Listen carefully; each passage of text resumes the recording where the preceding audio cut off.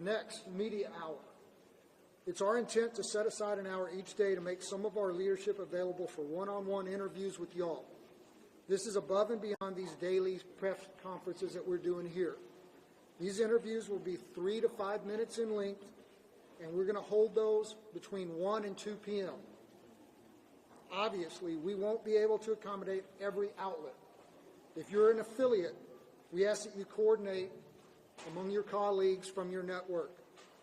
You can request interviews by emailing our Joint Information Center at JIC at kerrvilletx.gov.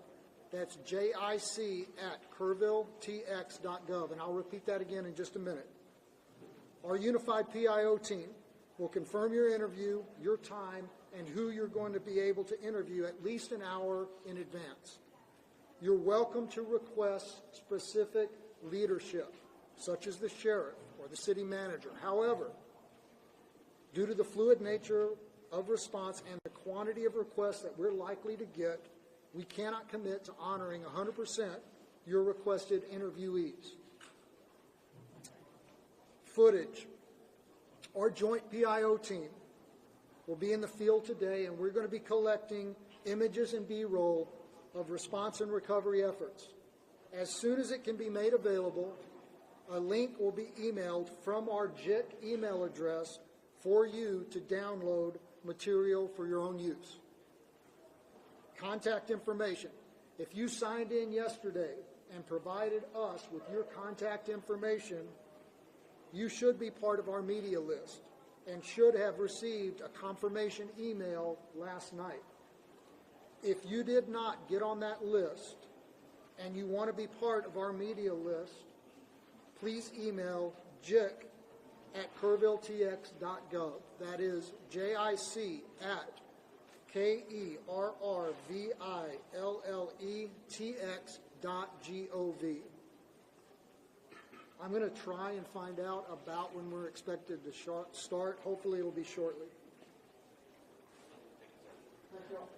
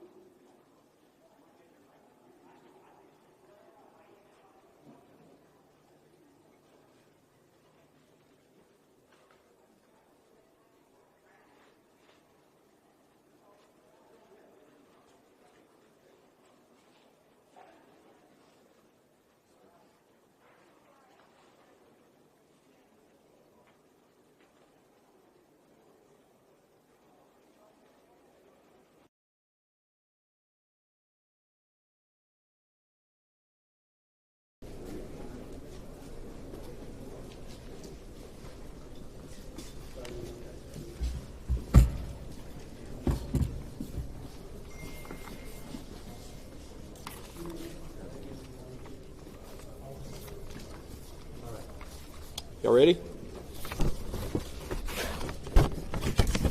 Okay, this will be our July 7th, 10 a.m. Briefing. Search and rescue operations are ongoing throughout Kerr County. We're using assets from local, state, and national first responders. Hundreds of trained first responders are working every aspect of this emergency. As of 8:30 this morning, we recovered 75 deceased bodies here in Kerr County, including 48 adults and 27 children. Of this 48 adults and 27 children, 15 adults and 9 children are pending identification. At present, there are 10 campers from Camp Mystic unaccounted for and 1 counselor. We continue to offer our condolences to those affected.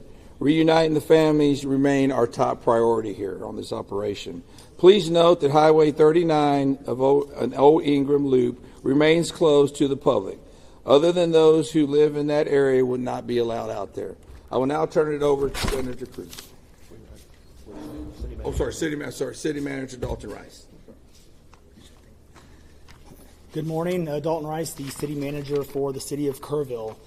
As everybody knows, we are working in conjunction with the city under a unified command response and again, a lot of devastation. Our hearts go out to the families and the victims. We want to continue to work together as a community. We love the media support on this to be able to communicate that message, communicate family, communicate togetherness, and we really appreciate all the support and helping us be able to do that. Search and rescue, as the sheriff said, search and rescue operations will continue today from Hunt in North Kerr County all the way to Canyon Lake in Comal County. Now, we're only focused on the Kerr County side, but we wanted to talk about that because for a linear from Hunt all the way to Comal County in a straight line distance is over 100 kilometers. This is a massive field that is happening, and again, this is unprecedented flood events. So we are still currently in the primary search phase, which is the rapid one. They are running it, we have different segments that are gridded out. Each one of those segments are taking anywhere between an hour to 3 hours, up to 2 kilometers for each segment. So what that means is they're running into a lot of technical challenges with terrain, with water, even potentially, with weather, in the rising fields. We've talked about this before. Volunteers stay out of the way because if we start getting weather reports and all the other complications that are out there, we then have to pull off of those search and rescue missions to be able to communicate to those volunteers to get off, to make sure that they don't become victims themselves. Those operations involve 19 different local and state agencies, in addition to conducting primary and secondary searches. They will be conducting welfare checks on areas in North Kerr County impacted by power outages. And when we say search and rescue operations, that is boat, walking, on the ground, dogs, drones. Again, keep personal drones out of the air. Helicopters. We do have other assets that are continuing the search as well. As of present, KPUB, which is the Kerrville Public Utility Board, is reporting continued power outages between Hunt and Ingram along the South Fork of the Guadalupe River in Hunt. In the South Fork area, there are approximately 40 down power lines and significant infrastructure damage. KPUB has brought in additional utility personnel to help with restoration, but it's not possible at this time when the power is going to be restored. There are some substations along with those power lines that we are still trying to get access to just from debris buildup or them being completely wiped out. So we do not have an estimated time on when those are going to be fixed. We continue to have substantial number of requests for volunteers, as I said before, and donation opportunities. We are asking those who want to volunteer to contact the Salvation Army in Kerrville by phone at 830-465-4797 or in person at 855 Hayes Street in Kerrville. Monetary donations can be made on the Community Foundation of the Texas Hill Country's website at www.communityfoundation.net. They have a Kerr County Relief Fund set up on that site. And I will now turn it over to the Mayor, Joe Herring. Thank you for being here. I need to tell my community and those families who are waiting, this will be a rough week. Primary search continues, and we remain hopeful every foot, every mile, every bend of the river. Our work continues. You need to know that we have been blessed with help from the community, from the state, and the nation. We have trained experts who are helping in this effort. If you want to volunteer, it is important that you contact Kerrville Salvation Army and register. Dalton gave that number, but I'm going to give it again. 830-465-4797. We need focused and coordinated volunteers, not random people just showing up and doing what they do. We need to work together. As Dalton said, donations have been flowing in from around the world to the Community Foundation. Again, that website is communityfoundation.net. Please follow the City of Kerrville's Facebook page for updates. They're accurate. We take a lot of time to make sure we send out information that will be helpful, not only to residents, but to those who are visiting. I've said this 100 times, and I will say it again. We need your prayers. We need your prayers. Thank you. And now, Senator Ted Cruz.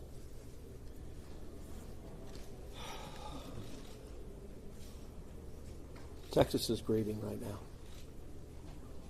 The pain, the shock of what has transpired these last few days has broken the heart of our state.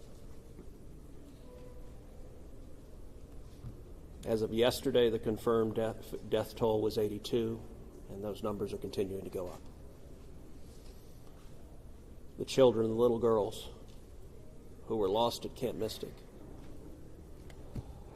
that's every parent's nightmare. Every mom and dad. Last week, we were picking up our daughter from camp here in Hunt. Our girls have gone to camp here for a decade. The Hill Country is an incredible part of Texas, part of the country. The natural beauty here is incredible. The camps that have raised generations of little girls and little boys and instilled character and love and faith are extraordinary institutions. And I'll tell you, the pain in our state, and it's every part of the state. You've got Texans from all over the state who were here celebrating the 4th of July. A week ago, this was a time of great celebration. You're dropping your little girl off at camp, your little boy off at camp. You're celebrating Independence Day. You know that your child is going to be swimming and canoes and horseback riding and doing archery and making lifetime friends.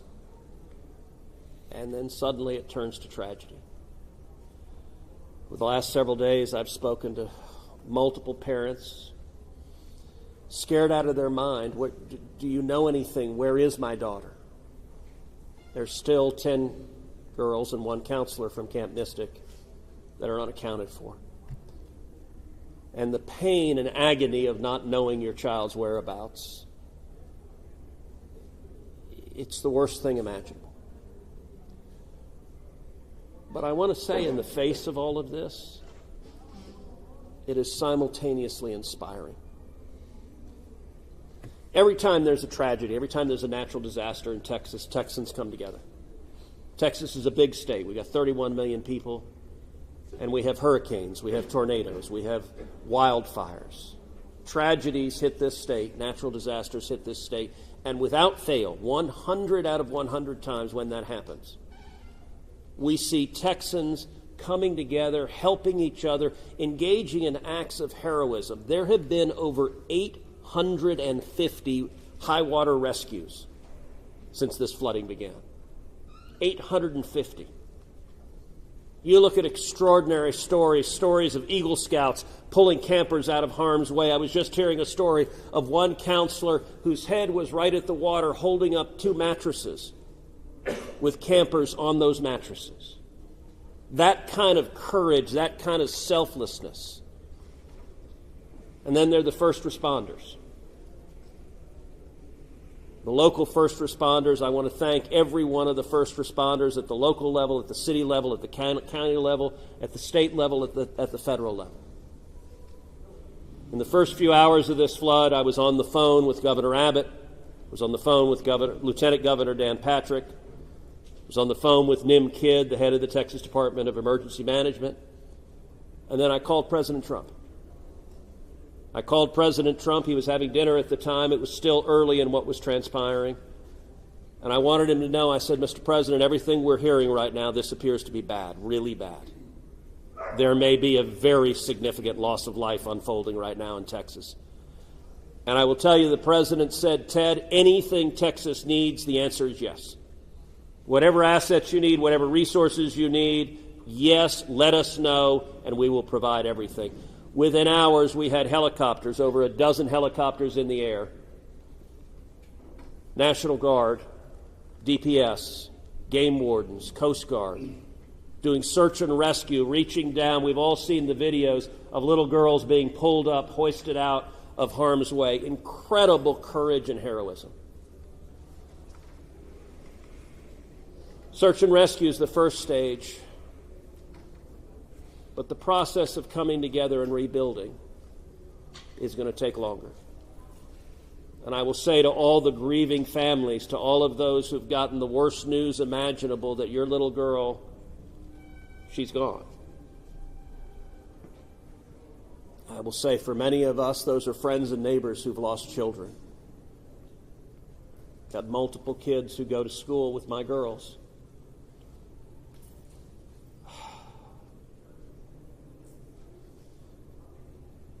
The mayor asked for prayers. And I want to say thank you to the millions of Texans, to the millions of Americans, to the millions of people all over the world right now who are praying for Texas and praying for those parents. Going through this grief, it is going to take love. It is going to take friends and family embracing and hugging and holding them while they weep. And it's going to take the church. With every disaster, one of the things we see here in Texas is the church steps up and the church helps and the church feeds and clothes and comforts.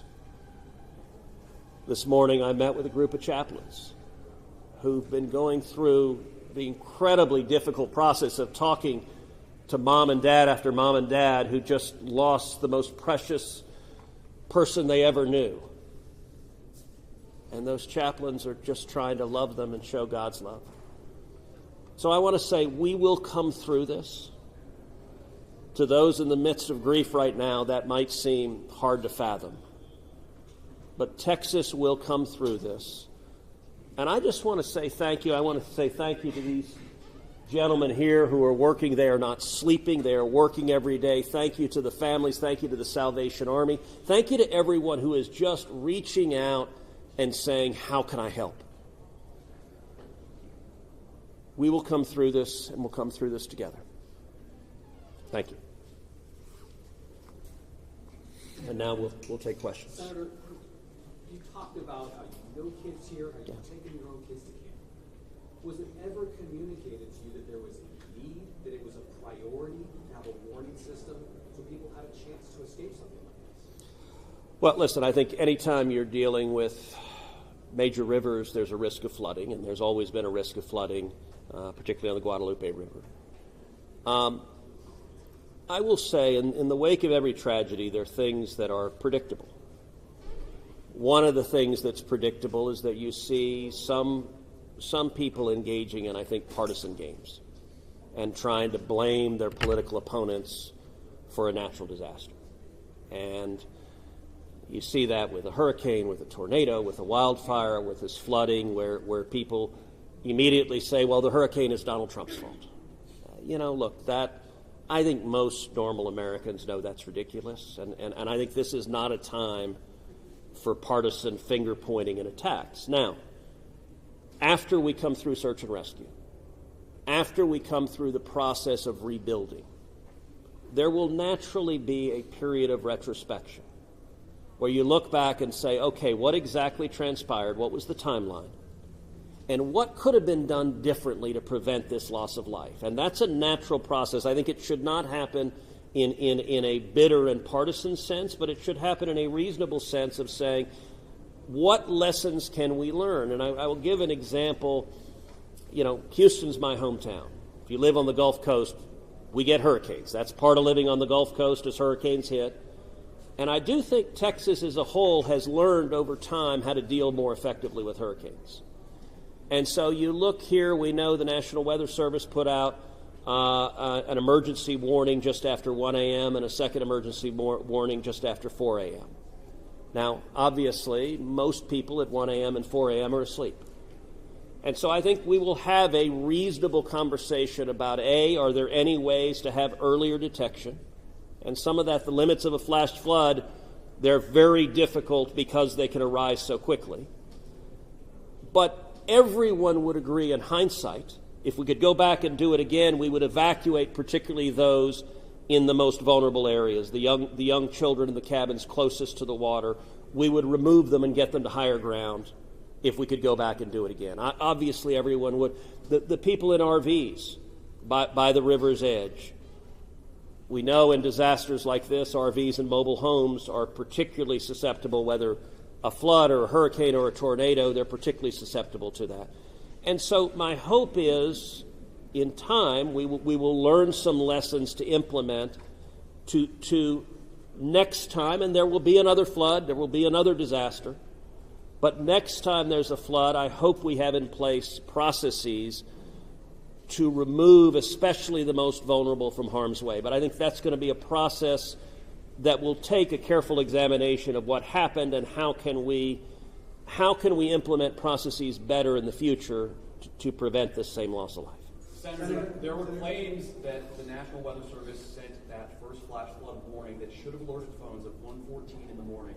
But we have a federal public database maintained by PBS Warren, that says the first emergency alert wirelessly here in this area to Kerr County was not until after 9 a.m. That was more than 4 hours after the severe flooding had come to this area. Did you know that? Have you seen that? And what's your response, knowing the state and cuts to the NWS in recent months by this administration? So I don't know the source for what you're saying. All of the public reporting I've seen is that there were two alerts that went out, one just after 1 a.m., one after 4 a.m. You know, I can tell you, I talked about the partisan finger pointing, I think to a lack of warning.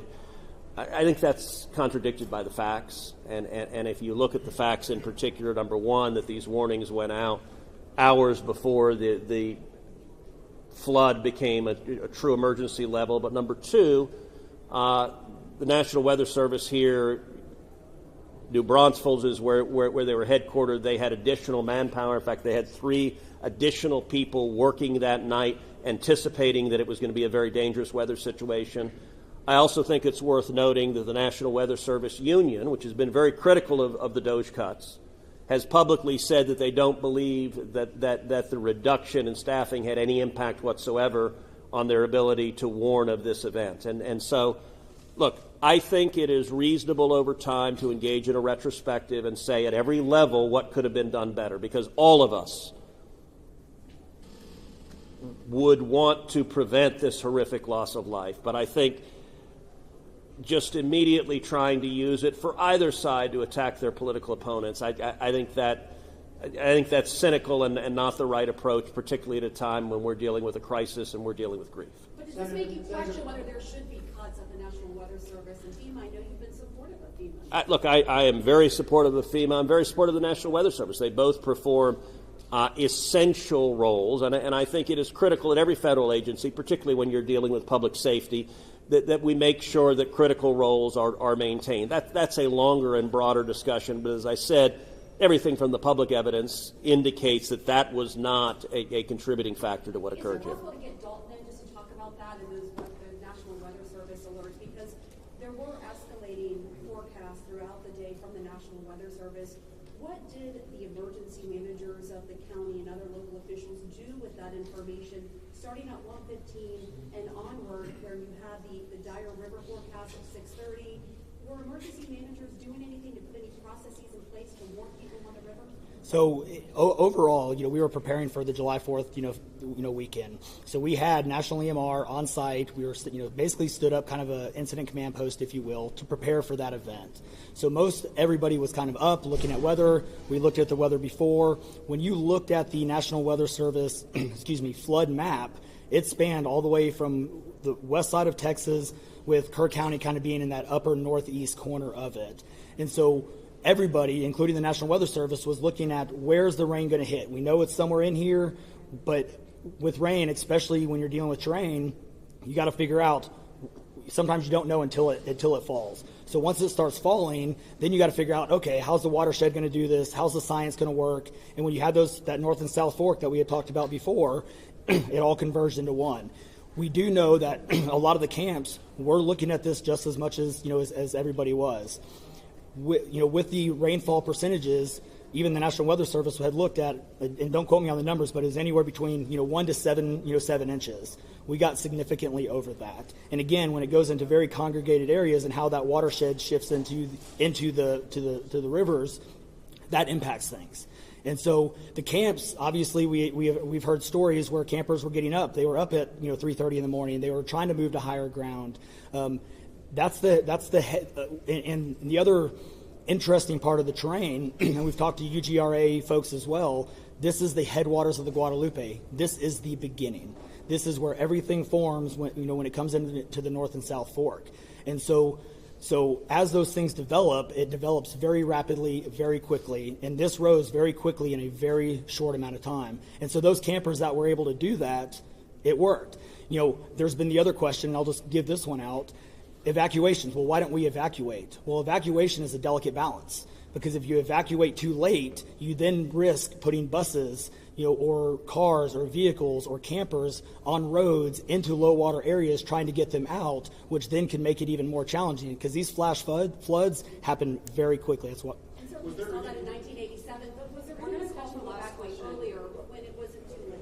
Was there any discussion about that among the officials? Sorry, repeat your question.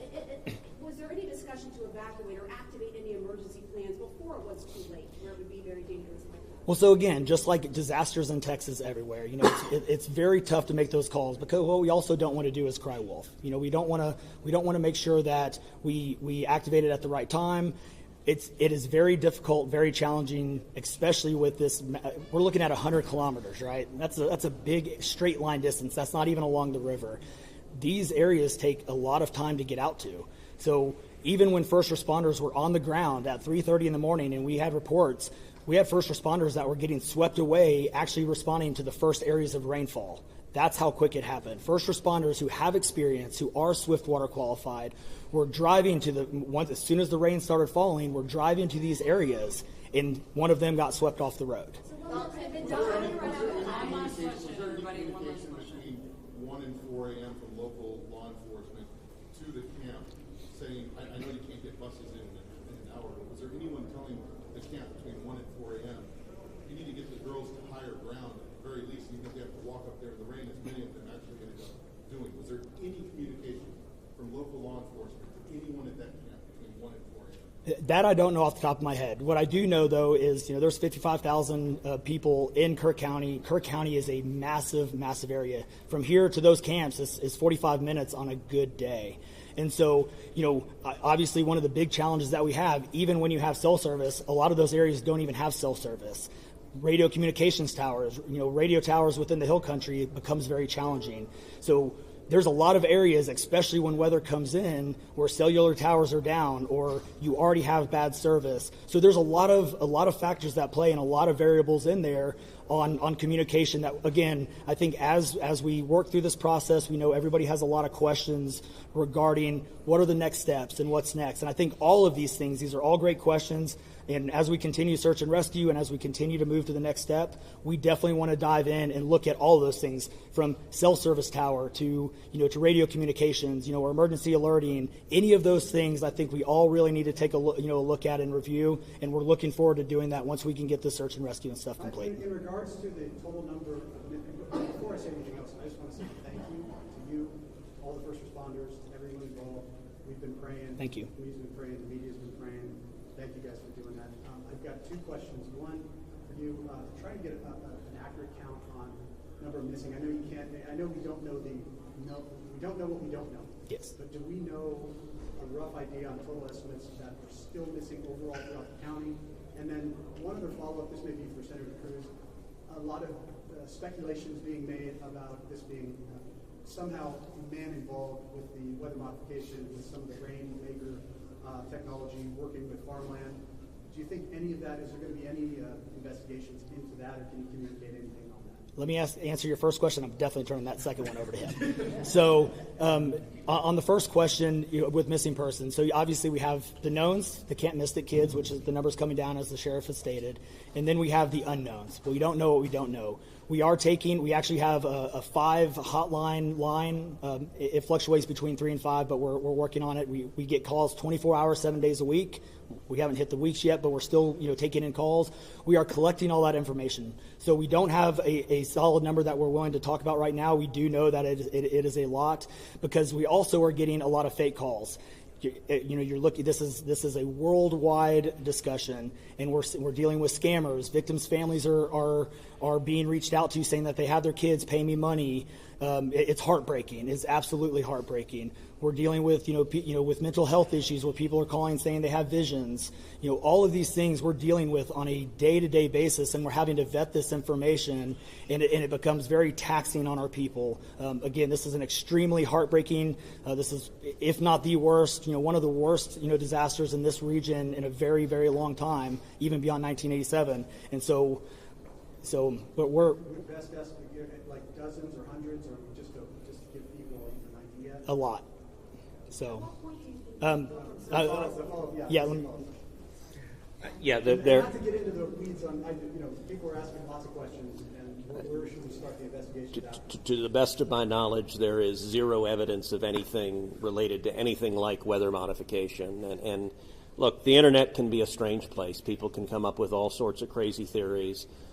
What I know is a reality is that a whole lot of Texans are grieving right now.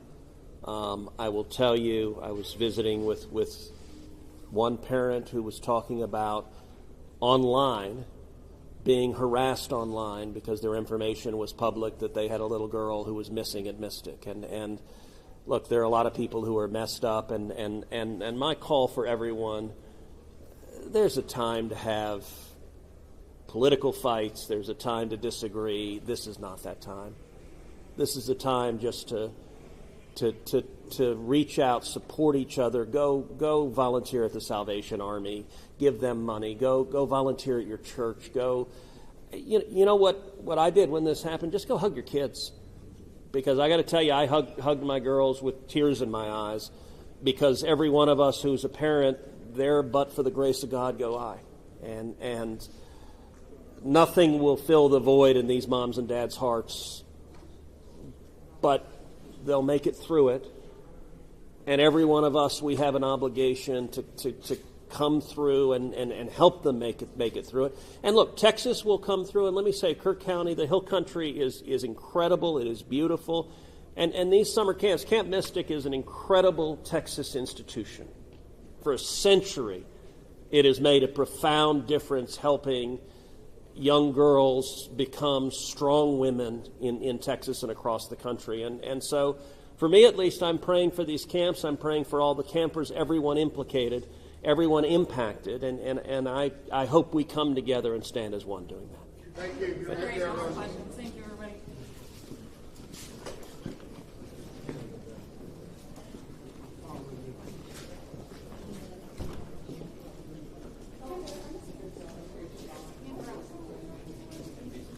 Hey, good morning, folks. If you were not here earlier, I put out some housekeeping operations. We're asking everyone to adhere with that direction. Hey, excuse me, can we either keep it down or shut the door? You bet. TFR is still in effect. We can't have the media flying drones. They have interfered with our air operations, and it has to stop. It's our intent to set aside an hour each day to make some of our leadership available to y'all for one-on-one interviews. This is above and beyond these daily press conferences. These interviews will be 3 to 5 minutes in length, and they're going to be held between 1 and 2 p.m. Obviously, we won't be able to accommodate all outlets each day. So if you're part of an affiliate, we ask that you coordinate with your colleagues from your network and submit one request, and then share that. You can request interviews by emailing our Joint Information Center at jic@kerrvilletx.gov. One more time, that's jic@kerrvilletx.gov, and I'll repeat that again before we're done. Our unified PIO team will confirm your interview, your time, and who you're going to be able to interview at least 1 hour beforehand. You're welcome to request specific leadership, such as the sheriff or the city manager. However,